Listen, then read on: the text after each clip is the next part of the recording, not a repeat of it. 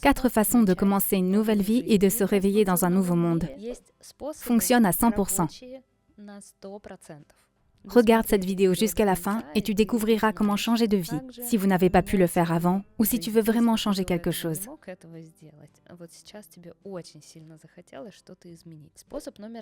Première façon, la rupture. Oui. Après une rupture, la vie des gens change radicalement. Lorsque vous ne voulez pas changer quelque chose volontairement, ces changements surviennent dans votre vie de manière forcée, comme une thérapie de choc. Peut-être que vous ne souhaitiez pas cette rupture, cela ne vous plaît pas. Nous avons vécu ensemble 30 ans, tout était stable, compréhensible, prévisible. Et maintenant, tel un coup de tonnerre, cette rupture arrive de manière totalement inattendue. Il arrive parfois que cette méthode soit traumatisante pour l'individu. Elle comporte un certain nombre d'émotions négatives, d'expériences que tout le monde ne souhaite pas vivre. Mais si la seule solution pour vous sortir de votre quotidien, de votre routine quotidienne, c'est un changement radical, alors la rupture n'est pas une mauvaise option pour le monde qui souhaite vous secouer un peu. J'avais ce même schéma dans lequel, après chaque rupture, j'évoluais dans ma carrière et même dans mes revenus. On pouvait voir que tout était stable, calme et prévisible. Et soudain, il y avait une rupture.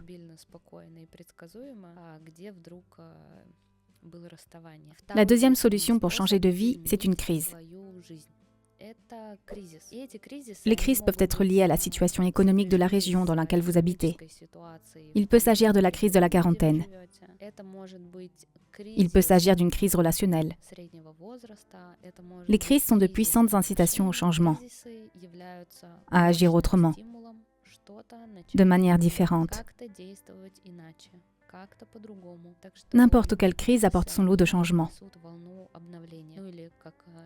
ou du moins nous pousse à revoir nos priorités.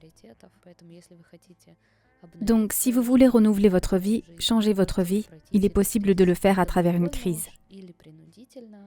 Volontairement ou de manière forcée, c'est votre problème. Mais ce schéma fonctionne à 100%. Une crise n'est pas une mauvaise chose, c'est juste que les gens portent un regard négatif sur les crises. Si vous cessez d'interpréter les crises comme quelque chose de mauvais et de destructeur, vous pouvez y trouver des opportunités. Quelles sont les ressources que l'on me donne pour faire différemment ? L'être humain est une créature capable de s'adapter parfaitement à n'importe quelle condition. Les crises vous encouragent souvent à changer quelque chose et à créer un mode de vie plus pratique et viable. La troisième façon de commencer une nouvelle vie est le changement volontaire. Les gens sont souvent inertes. Ils sont habitués à communiquer d'une certaine manière et ils communiquent ainsi. Ils travaillent à leur poste comme ils sont habitués à travailler. Mais si vous souhaitez changer de vie efficacement, vous aurez besoin d'introduire ces changements de manière régulière, mais surtout volontairement.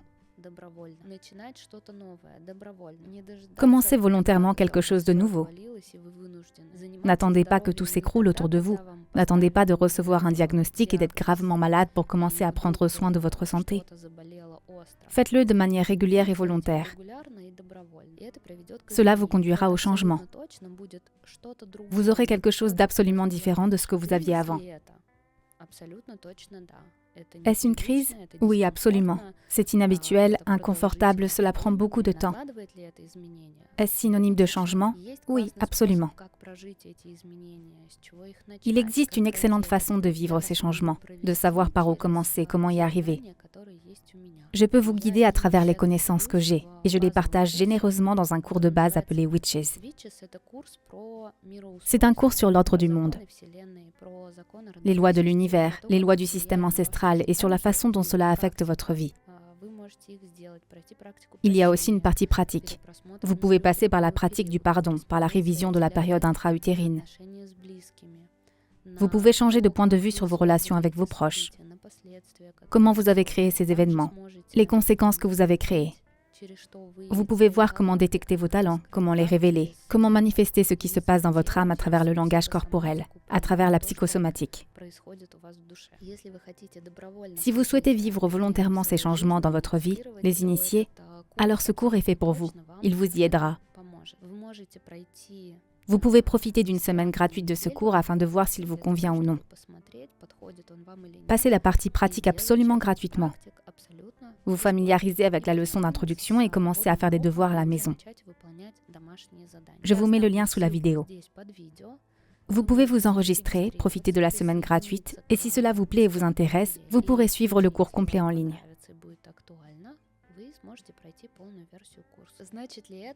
Si vous vivez volontairement des crises et que vous vous transformez à travers elles,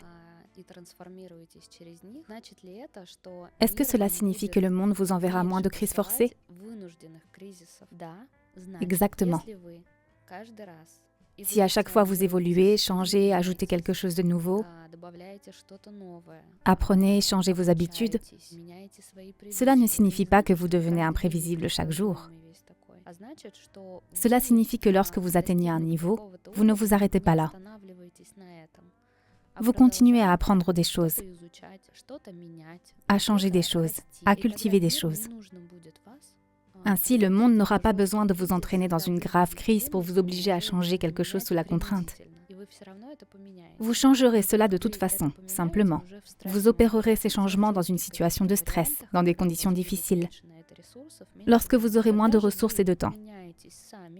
Quand vous changez vous-même et faites cela volontairement et régulièrement, alors vous pouvez choisir la forme à travers laquelle vous vivez ces changements. Combien de fois par an devez-vous vivre des changements? C'est une démarche individuelle. Il se peut que vous ayez récemment vécu des changements radicaux. Un déménagement, un changement de profession, peut-être un changement de statut familial.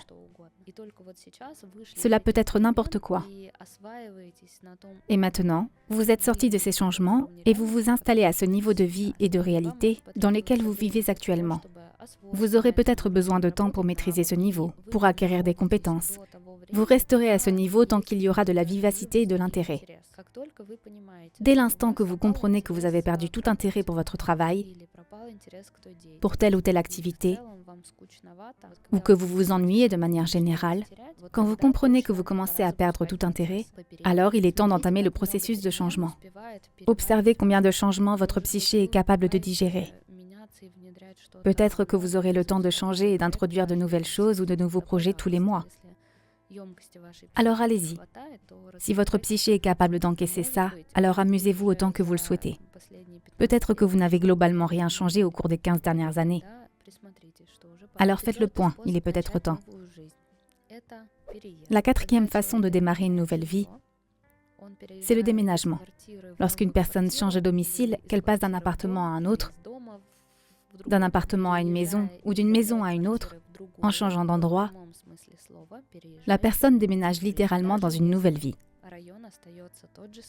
Même si le quartier reste le même, la superficie de l'appartement n'est peut-être pas la même, ou la disposition, le volume, ou bien vous avez déménagé dans une grande maison, ou une petite, cela reste une maison. Ainsi, l'endroit où vous vivez ou l'endroit dans lequel vous allez déménager déterminera votre quotidien, aussi bizarre que cela puisse paraître. À première vue, il s'agit juste d'une place, d'un espace. Mais il force votre cerveau à fonctionner différemment. Que faire lorsque vous avez l'impression de manquer de ressources, mais que les besoins existent? Il peut s'agir d'un besoin de changement d'espace de vie. Il existe une recette qui s'appelle « Je cherche d'autres possibilités et options ». Peut-être que vous pouvez déménager dans le quartier voisin, où le prix des loyers est le même qu'ici, mais où les appartements sont plus grands. Peut-être qu'en effet, vous manquez de ressources pour trouver un espace de vie plus confortable. Dans ce cas précis, vous devez réfléchir à ce que vous pourriez faire dans votre travail. Quelles nouvelles fonctions pourriez-vous remplir afin d'augmenter votre salaire? Dans tous les cas, les solutions existent. Mais il n'y a pas de recette qui s'appelle « Je ne veux pas changer de travail, je ne veux pas un autre salaire, comment passer d'un T2 à un T4 ?» Dans tous les cas, il faut aller de l'avant, il faut transformer quelque chose. Ensuite, c'est votre vie et votre quotidien qui changent. Vous vous sentez plus à l'aise. Vous pouvez améliorer considérablement votre qualité de vie si vous changez vos conditions de logement. J'ai également un autre exemple que j'aimerais vraiment vous donner et qui concerne ma famille. J'ai longtemps vécu avec mes parents dans un petit appartement de 2 pièces. Durant toute mon enfance, j'ai entendu mes parents dire qu'ils n'aimaient pas recevoir des invités, qu'un appartement est un espace de détente. J'ai toujours vécu avec la conviction que mes parents n'étaient pas hospitaliers. Et récemment, il y a quelques mois, mes parents ont déménagé dans une maison. C'était il y a 2 mois. Et en 2 mois, ils ont invité tout le monde à venir leur rendre visite.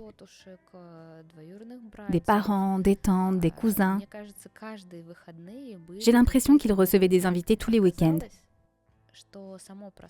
Par conséquent, il s'est avéré que c'est l'espace lui-même qui invite à l'hospitalité ou non. Et en effet, dans un petit appartement, il n'y a pas de place pour accueillir les invités. Mais dans une grande maison, tu réalises soudain que des gens que tu as considérés comme inhospitaliers toute ta vie deviennent hospitaliers. Et donc, déménager dans un nouvel espace de vie, c'est effectivement déménager dans une nouvelle vie. Abonnez-vous à ma chaîne YouTube et activez la cloche pour ne pas manquer les notifications concernant mes nouvelles vidéos.